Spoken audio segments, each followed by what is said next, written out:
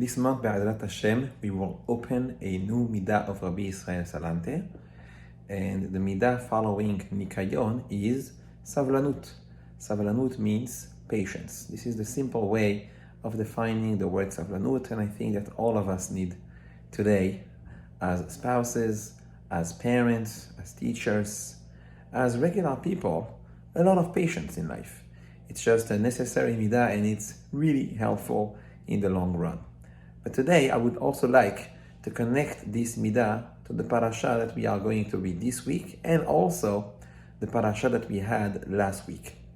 Messora this week talks about the purification of the person who has tzara'at, not translated as leprosy, but as a spiritual disease that would manifest itself through white stains on the skin of the Messora.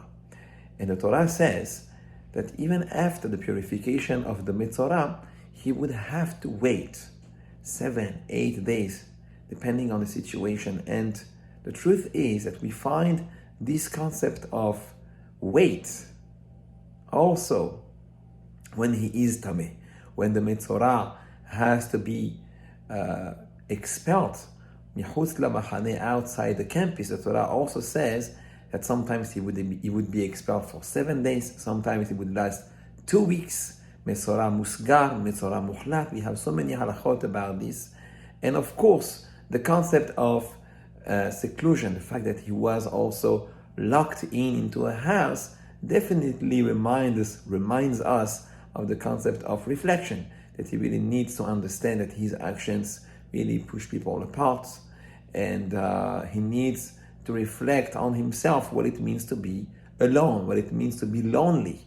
But there is this idea also of time that comes back both when he is Tameh and even after he becomes Tahor. And today I want to share with you a short idea that I think can connect with Savlanut that we find in the Messora.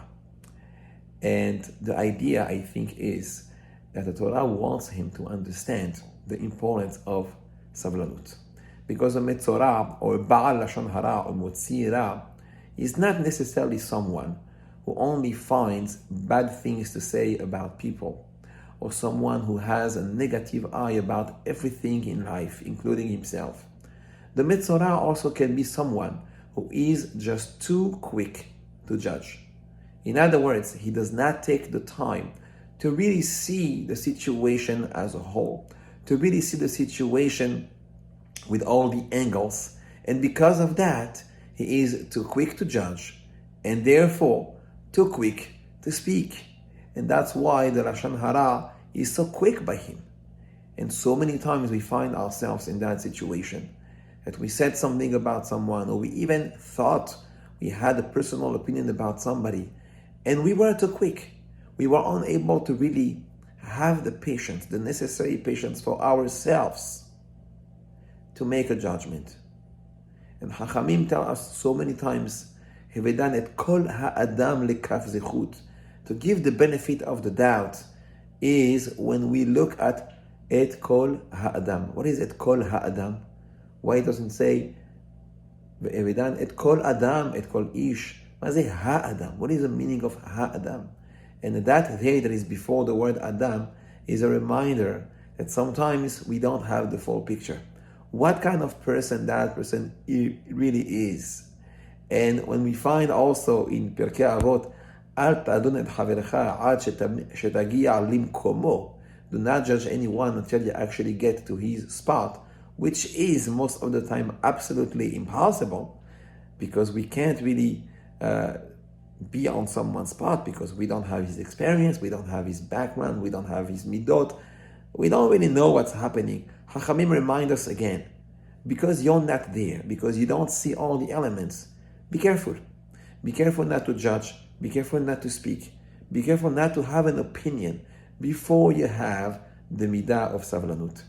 And even though this Midda of patience is touching many, many other domains, I think that as we reflect on the parashiot of the Tazria and the Messora, it is a good opportunity for us to focus on this particular nekuda, where the Torah is telling the Messora, take the time, 7 days, 8 days, 2 weeks. Time really makes a difference.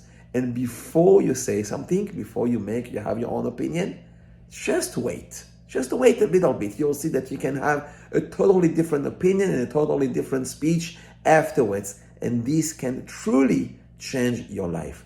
To see the good, to see the whole, to see the tov and to see the yashar in other people, and maybe eventually even for yourself.